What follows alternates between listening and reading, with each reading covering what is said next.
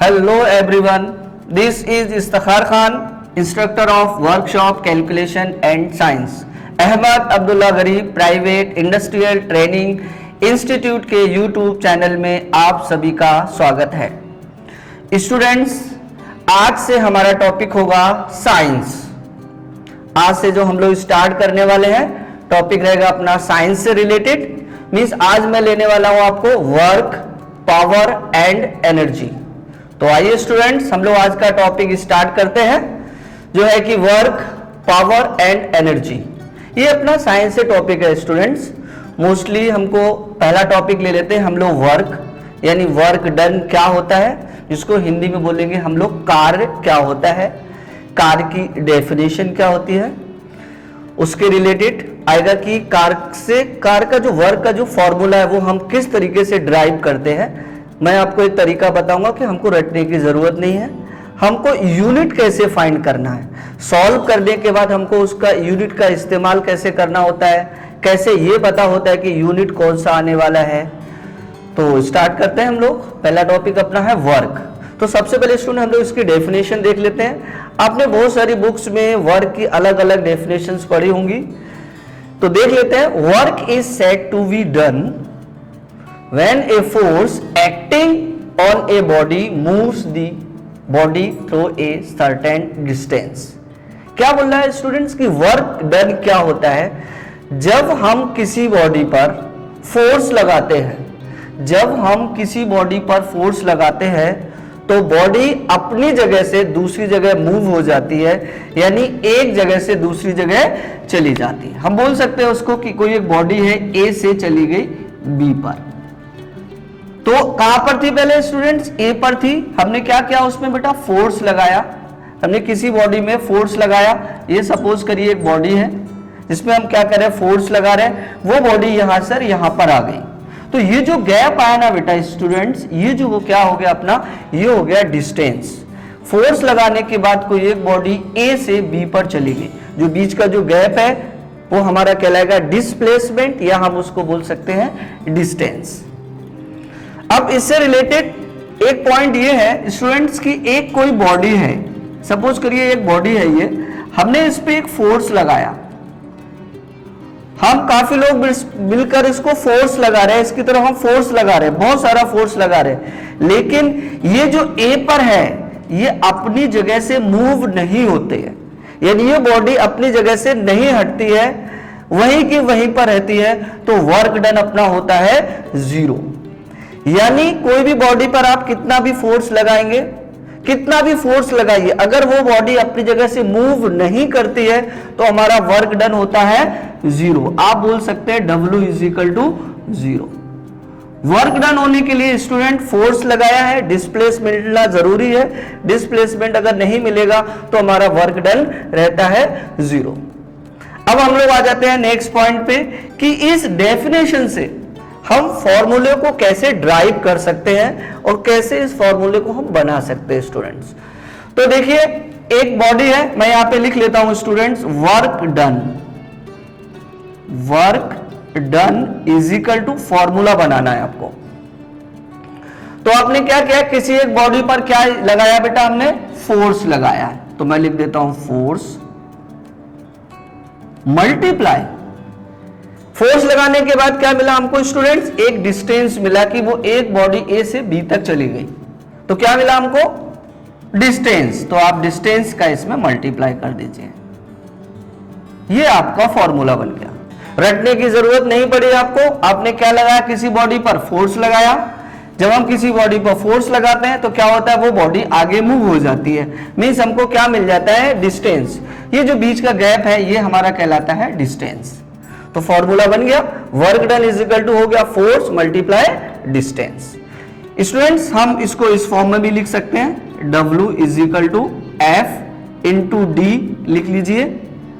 तो हो गया आपका formula, work done = force multiply distance. ये हो गया पॉइंट इसका। अब आते हैं हम लोग, फॉर्मूला हो गया ड्राइव, जो कि हमको आगे सब में काम आएगा। अब हम इसके यूनिट की बात कर लेते हैं कि वर्क का यूनिट क्या होता है।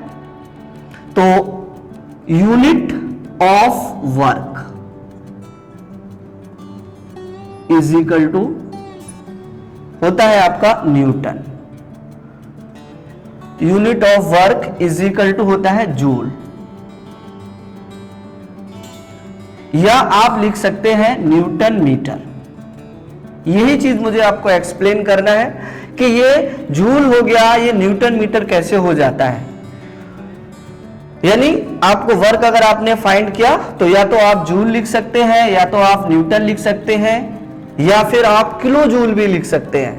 वो कैसे कन्वर्ट होता है वो मैं आपको बताता हूं। दूसरा पॉइंट है आपका कि जूल अगर मैं कन्वर्ट करूं कि 1 kg मीटर 9.8 जूल, क्या होता है स्टूडेंट्स कि आंसर अपना आ गया केजी मीटर में। आंसर किस में आ गया? केजी मीटर में। अगर हमको इसको जूल में कन्वर्ट करना है तो क्या करना होता है स्टूडेंट्स? 9.8 से आप मल्टीप्लाई कर दीजिए। मीन्स जब हम पहला आंसर फाइंड किया तो आंसर आया अपना केजी मीटर में। अब आंसर चाहता है, क्वेश्चन चाहता है कि हम आंसर को जूल में लाएं, तो उसको क्या करना पड़ेगा? 9.8 से आप मल्टीप्लाई कर दीजिए, तो आपका जो आंसर होगा वो जूल में कन्वर्ट हो जाएगा। अब आप चाहते हैं कि आंसर हमारा किलो जूल में कन्वर्ट हो जाए, किलो जूल में कन्वर्ट हो जाए, तो 1000 जूल इज इक्वल टू होता है 1 किलो जूल। 1 kilo joule. अब क्या करना होगा? जो आंसर ऑलरेडी आपका आ चुका है वो जूल में है, तो 1000 जूल जो है 1 किलो जूल के बराबर होता है। मींस अगर उस आंसर को हमको किलो जूल में कन्वर्ट करना है तो हमको क्या करना होगा? डिवाइड बाय 1000, तो जो अपना आंसर आएगा वो हमारा कन्वर्ट हो जाएगा किलो जूल में। तो ये है कि कन्वर्ट कैसे करेंगे। डेफिनेशन हमने देख लिया, फॉर्मूला अपना आ गया, फाइंड करके यूनिट अपने को पता चल गया। उसके बाद 1 kg मीटर में 9.8 जूल होता है। पहला आंसर kg मीटर में आएगा, उसको हम जूल में कन्वर्ट कर सकते हैं। उस जूल को आप किलो जूल में कन्वर्ट करना चाहते हैं तो डिवाइड बाय 1000 कर दे, तो ये किलो जूल में कन्वर्ट हो जाता है। तो इस टॉपिक से रिलेटेड एक हम स्टूडेंट सम लेते हैं, जिससे और आपको ये क्लियर हो जाएगा कि इसको कन्वर्जन कैसे हम करते हैं। तो स्टूडेंट्स, जैसा कि हम लोग पढ़ रहे थे वर्क डन, वर्क डन क्या होता है और उसको फाइंड कैसे करते हैं, तो एक न्यूमेरिकल से, न्यूमेरिकल लिया है मैंने, उससे हम लोग कंटिन्यू करते हैं।